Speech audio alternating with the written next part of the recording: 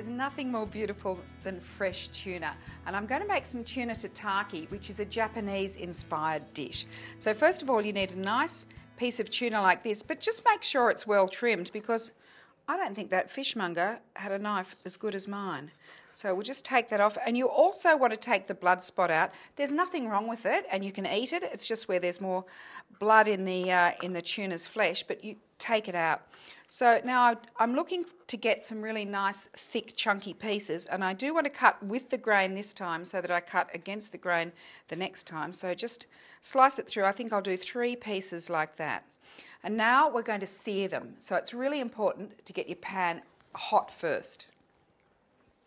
So we'll get this fired up. Doesn't take long. We want to really make sure this pan is nice and hot. And then what I'm going to do is I'm going to add a little bit of oil, but just for a little bit of that sort of Asian flavouring, I'm putting in a few drops of sesame oil. And that's going to just give that flavour. Now, test with your hand. Don't put your hand right in it. That is feeling really nice and hot now. And this is a really quick process with the tuna. You don't want to cook it through. You only want to sear the outside. Gotta love that sizzle. So literally, you do want to brown it. So it's probably going to be about 15 seconds on each side. So we'll flip this one over first. Could do with browning just a little bit more. So we'll leave it there. And we'll just turn each of them in turn until they're browned all over. Then it's really important to whip them out, because you don't want it to cook through. Whip them out, back here, and we're going to wrap them up. They're not too hot. The thing to do now is to wrap them up in plastic wrap. And a little tip to make it really easy to slice finely is we're going to throw them in the freezer, probably for about 10 minutes or so. So just wrap up really tightly, like that. You can twist the ends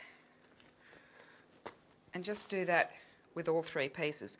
This is a small amount because what we're looking to do is to do an entree, and then we're going to have, as I said, those lovely Japanese flavours. There's the second, and here's the third. You don't want to leave your tuna in the freezer so long that it freezes solid. First of all, it'll affect the flavour, but also it'll make it very hard to slice. So just about 10 minutes is all you need. So I'll pop these in. While those chill down, I've got time to make my dressing.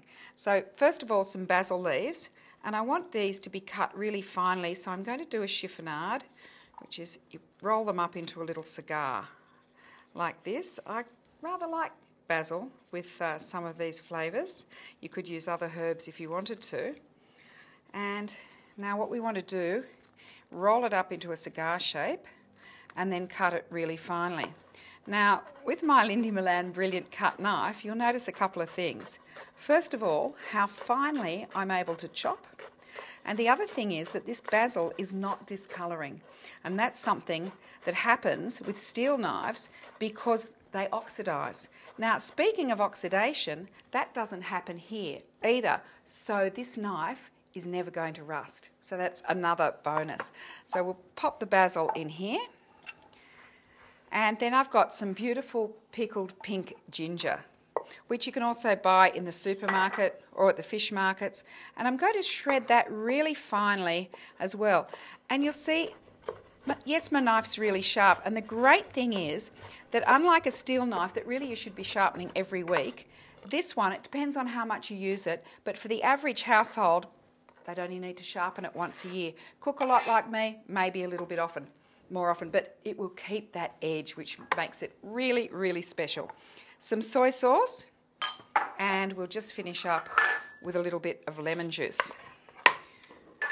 In here, you could add a little bit of wasabi to this too if you wanted to, but we'll just have a little taste of this dressing and see how it goes. But also the flavours are going to amalgamate because I've made it a little bit early and it's got a chance to sit just while the tuna's in the fridge. So I'll just have a little taste of that. Oh, yum. Can't wait for the tuna. About 5 more minutes, I'd say. Now I'm going to serve the tuna with some soba noodles, which I've just cooked, and a little trick in how to make them look terrific is get your fork in there, twirl it around, and then down on the plate, another little twirl, and it helps you to get a nice little pile. There we go. Now here's our tuna. It's been in there for about 10 minutes.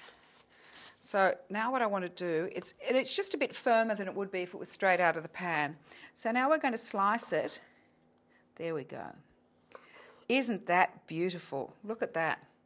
Beautiful. And you can see that the knife, because it's so sharp, has cut right through it and there's no tearing. It's nothing worse than when you see food that's been torn. And of course my brilliant cut knife will slice through beautifully every time and retain its sharpness. That's what we love, is that it just stays sharp. So this is only an entree, so we might just pop these around here like this. Of course it depends on the size of the tuna that you've got, what this is going to look like, but I rather like that. And then of course we'll just drizzle it with some of our dressing, just around there. Some of it can go on the noodles as well.